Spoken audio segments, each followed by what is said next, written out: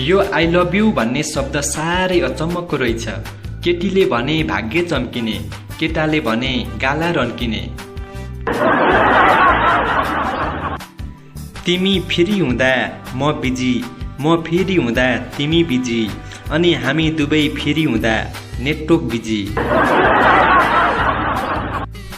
जिन्दगीको तालमेल यसरी बिग्रिएको छ कि कुकुर भुकेर जाँदा नि सल्लाह दिएर गए जस्तो लाग्छ।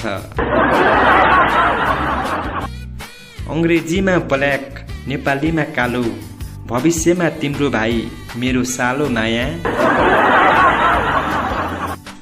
बरु चुरोट रक्सी खाने बुढी परोस्, यो फेसबुक ट्विटरमा दुनियाँ केटासँग मस्किने बुढी कसैको नपरोस्।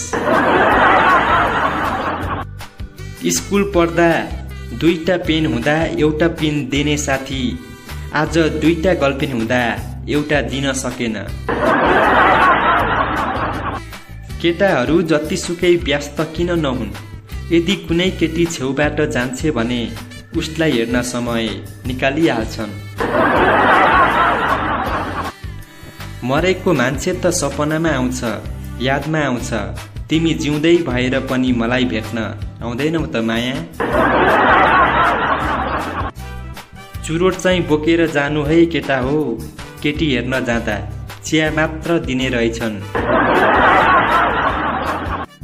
24 घण्टा फेसबुक चलाएर के पाउँछौ, बरु बिहे गर, कम्तीमा पनि 1 वर्षमा पक्कै छोरा वा छोरी खेलाउन पाउँछौ।